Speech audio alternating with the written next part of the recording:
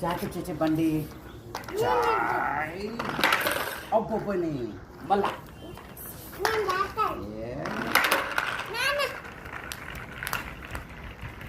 మళ్ళీ అదే దందా ఇంకా కిందికి పెట్టాం ఇది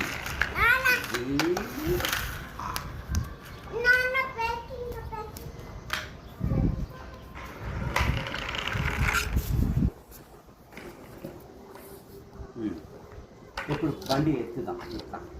ఎత్తి పెడతాం రైట్ కిందికి ఆగు పక్కన జరుగుతాం పప్పు ఇట్లా ఇది ఇట్లా లేపి స్లో